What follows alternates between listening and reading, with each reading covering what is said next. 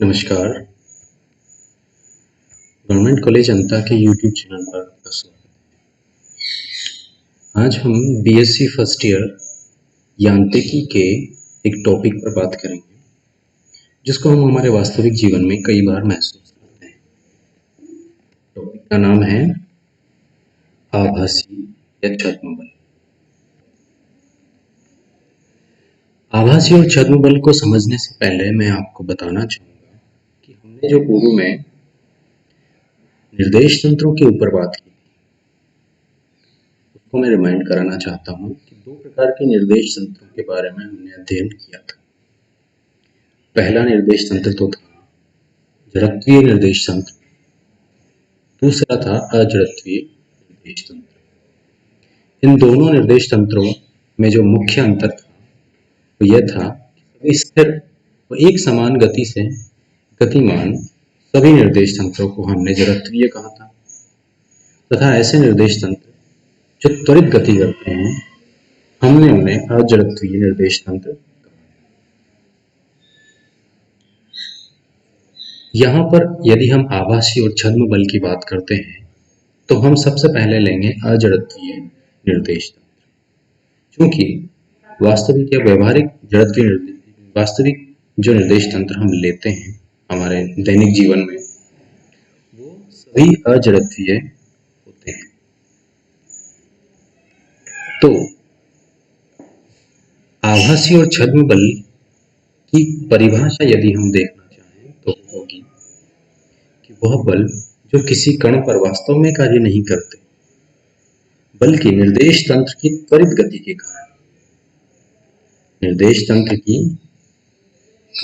के कारण कण पर लगते हुए प्रतीत होते हैं, उन्हें हम आभासी या छद्म बल। कहने का अर्थ यह है कि ये बल वास्तव में कार्य नहीं कर रहे होते हैं, लेकिन ये कण पर लगे हुए हमें प्रतीत हो रहे हैं, जिसका कारण क्या है?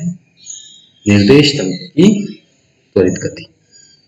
अब यदि कोई निर्देश तंत्र त्वरित गति कर रहा है तो वो निर्देश तंत्र वास्तव में अजड़त्वीय होगा। इसीलिए मैंने आपसे शुरुआत में यह कहा कि यहाँ पर हम एक अजड़त्वीय निर्देश तंत्र लेंगे। समझने के लिए मैंने यहाँ पर दोनों निर्देश तंत्रों को बनाया है। एक तो है स्थिर निर्देश तंत्र, जिसे हम जड़त्वीय निर्देश तंत्र कहें, तथा ये है त्वरित निर्देश तंत्र, जिसे हम अजड़त्वीय निर्देश तंत्र कहें। मान लीजिए इस स्थिर निर्देश तंत्र में कोई कण P है, जिस पर कोई किसी भी प्रकार का बल कार्य नहीं कर रहा है। तो इस स्थिर निर्देश तंत्र में प्रेक्षक से, जो प्रेक्षक यहाँ पर मौजूद है, उसे यह कण प्रतीत होगा। ये तो बात हुई स्थिर निर्देश तंत्र की। इसी प्रकार यदि हम किसी त्वरित निर्देश तंत्र से इस P कण को देख रहे हैं, जिसको मैंने इससे त्वरित निर्देश तंत्र में P कण को यहाँ पर लिया है। S डैश हमारे पास एक त्वरित निर्देश तंत्र है जो A0 त्वरण से गति कर रहा है। अब चूंकि ये A0 त्वरण से गति कर रहा है तो ऑब्वियसली ये अजड़त्वीय निर्देश तंत्र है। S डैश निर्देश तंत्र में इस प्रेक्षक द्वारा यह P कण स्थिर नहीं दिखाई देगा, बल्कि यह P कण A0 त्वरण से निर्देश तंत्र की गति के विपरीत दिशा में गति करता हुआ प्रतीत होगा। जैसे कि मैंने यहाँ पे बताया है कि ये कण प्रतीत होगा इस दिशा में गति करता हुआ। अब वास्तव में ये कण गति नहीं कर रहा है, ये तो वास्तव में स्थिर था, लेकिन इस कण की गति हमें प्रतीत हो रही है, जिसका मुख्य कारण क्या है? निर्देश तंत्र S डैश पर लगा हुआ यह A0 त्वरण। व्यवहारिक रूप से अगर हम देखें तो जैसे हम किसी वाहन में बैठकर कहीं जा रहे होते हैं, तो आसपास की चीजें जब हम बाहर देखते हैं उस वाहन से, जैसे कि बस में बैठ के हम गति कर रहे हैं जा रहे हैं, तो बस से बाहर जब हम खिड़की में देखते हैं तो हमें पेड़ पौधे विपरीत दिशा में गति करते हुए प्रतीत होते हैं। वास्तव में वो पेड़ पौधे गति नहीं कर रहे होते, बल्कि उन पर एक आभासी बल लगता है। ये आभासी बल आभासी त्वरण के कारण होता है, और ये आभासी त्वरण उन पेड़ पौधों के, उन वस्तुओं को जो उस बस से बाहर है, वो कब लगता है? जब वो बस जिसमें हम बैठे हैं वो किसी एक त्वरण से आगे की ओर बढ़ती है। जैसे जैसे बस आगे की ओर बढ़ती है, हम जो कि बस के अंदर बैठे हुए हैं उसी निर्देश तंत्र में है, वो बस जो कि एस डैश निर्देश तंत्र द्वारा प्रदर्शित की गई है, उस निर्देश तंत्र के द्वारा बाहर के पेड़ पौधों पर -a0 त्वरण लगा हुआ हमें प्रतीत होता है। -a0 त्वरण के कारण उन सभी पेड़ पौधों और वस्तुओं पर एक आभासी बल लगेगा, जिसके कारण वो हमें पीछे की तरफ जाते हुए या गति करते हुए, ये बल वास्तव में नहीं लगा हुआ होता, बल्कि निर्देश तंत्र की गति के कारण, निर्देश तंत्र की त्वरित गति के कारण उन वस्तुओं पर, पेड़ पौधों पर लगा हुआ केवल प्रतीत होता है। यह बल आभासी या छद्म बल, स्यूडो फोर्स कहता है। अब यदि हम बस में बैठकर जा रहे हैं तथा साथ में कोई अन्य वाहन भी है जो सड़क के उस पार हमारी बस के साथ हमारी ही दिशा में गति कर रहा है, जिसे हम इस निर्देश तंत्र के द्वारा या इस चित्र के द्वारा समझ सकते हैं। जैसे कि ये पी कण है, ये पी कण किसी एक त्वरण ए आर के कारण आगे की दिशा में गति कर रहा है।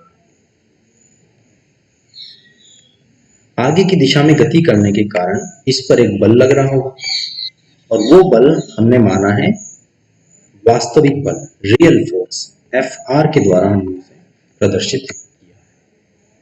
अब चूंकि जिस निर्देश तंत्र से हम इस कण को देख रहे हैं वो निर्देश तंत्र स्वयं a0 त्वरण से गति कर रहा है, इस a0 त्वरण से गति करने के कारण p कण पर एक छद्म बल भी लगेगा, और छद्म बल का मान होगा F0 -ma0। ये तो हो गया स्यूडो फोर्स है, छद्म बल, जो कि निर्देश तंत्र के त्वरण की दिशा से विपरीत हो। ऑब्वियसली होगा, क्योंकि निर्देश तंत्र के त्वरण की गति तो इस दिशा में है और छद्म बल की दिशा इससे विपरीत है। आगे चलते हैं।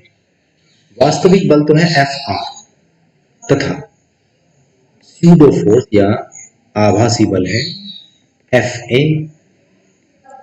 तो इस कण P पर लगने वाला जो कुल बल है वो होगा, हम इस प्रकार से लिख सकते हैं। वास्तविक बल के लिए तो हो गया Fr = ma, तथा आभासी बल जो निर्देश तंत्र की त्वरित गति है वो हो जाएगा F0 = -ma0। यहाँ पर माइनस इसलिए आया है क्योंकि ये Fr के विपरीत।